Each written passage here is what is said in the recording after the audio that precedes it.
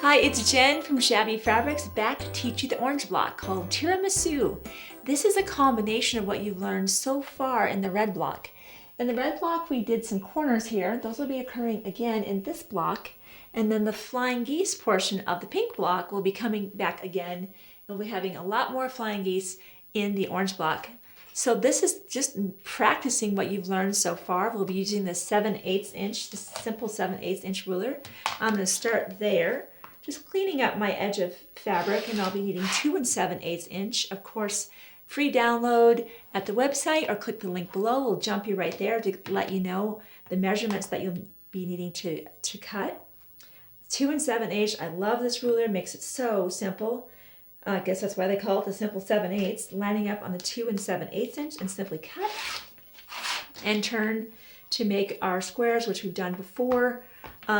It's a dream. I just love the simplicity of this particular ruler. So in fact, in order to get the pieces here, you're simply, let me just do it. Let's just use this ruler, because I love using this ruler. It's an absolute joy. When tools make my quilting more accurate and fun, I love using them. I want to use them more and more. So let's do that. 2 7/8. And then we're simply cutting on the corner. Okay, so no mystery how we got to that place. And then for the block, in fact, let me bring the block out and let you just take a quick peek at it. For these, we're simply cutting a square and then cutting it in half. This part's easy to understand. You've already done that. The flying geese aspect of this. Before, on the pink block, we were on letter F. And now, because these are smaller, we're going to be on a different letter. Letter D. This is for a 2 by 4 inch flying geese, which is what we are right here. It's saying to cut one piece 5 1/2, the other to be 7. So let's bring that out right now so you can see that.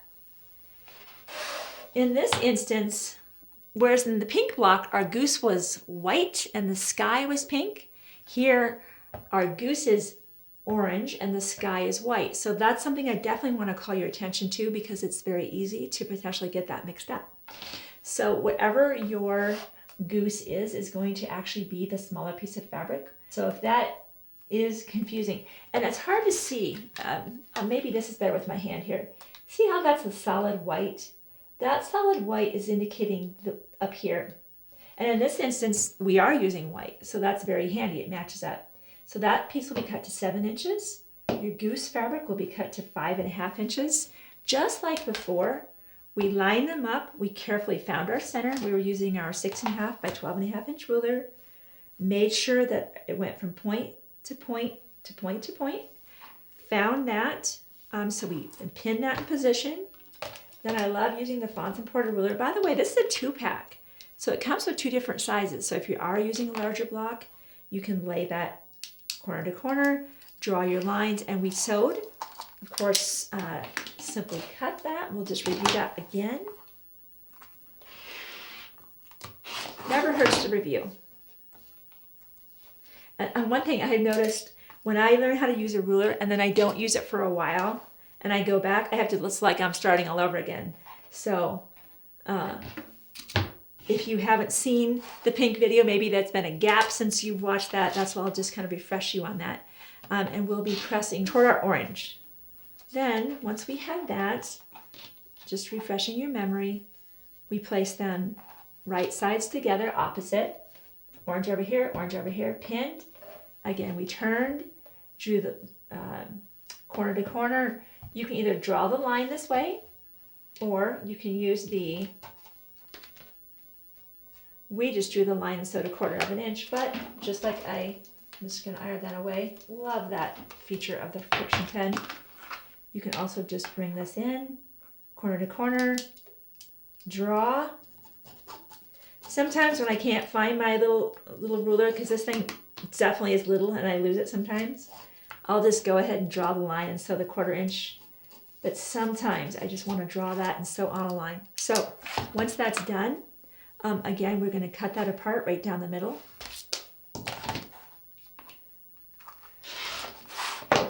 Remember that snip we did that felt so weird, and now we know it's really important.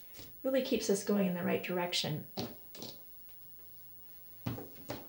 So we've got our seam here and our seam here, and I'm going to go ahead and just make a little snip about halfway, and I can see that. Isn't that handy? You can actually see where the orange ends, and it's right here. So I'm just going to snip about halfway there, not getting into my seam allowance and snipping my threads. That's not helpful.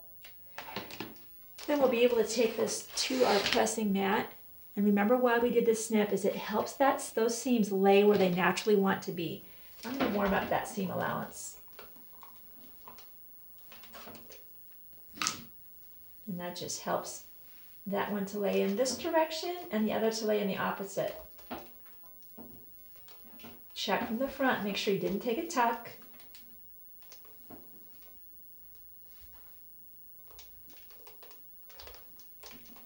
Of course, repeat that for the other one. Now, let's get out our spinning mat. I love using the spinning mat in concert with the flying geese ruler because it keeps me safer. And I like how the rotation, I don't have to move the block. Anytime I move a block, to me, I lose accuracy. I could distort that even ever so slightly. So remember that our goose is orange this time, not the white. So starting with trim one at the top, just like we did before. D is our letter. We will come here. D is in our spot.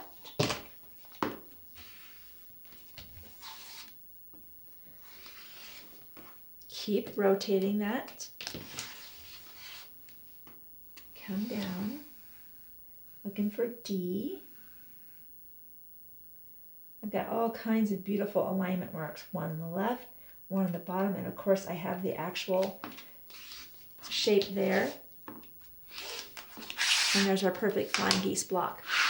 Gosh, I love that tool. I just think that's one of the coolest, I think it's one of the coolest inventions. And this is Creative Grids. Fabulous company. Wonderful rulers, so well engineered, so well thought out. Of course, we're going to put those together just like we did before. So I do want you to refer back to that. I'm just going to remind you that when you go ahead and sew these together, you're pressing the seam initially toward the orange, and when you sew the next piece on, you're pressing toward the white. That's going to help you have a nice flat lay here. And as you press these together, in fact, let me just show you the back of this. Very important to see the back of this. You're pressing toward the orange in the corners. And then when you actually put your rows together, notice how the flying geese are pressed open. That's just, when we pressed it this way, it seemed to be too much. When we pressed it that way, it seemed to be too much. So we went ahead and pressed things open for all of the flying geese. When we sewed our rows together, pressing away, this row goes to the middle, this row goes away, and then we sew them together again, pressing seams open. So that's all there is to making the tiramisu block with Shabby fabrics.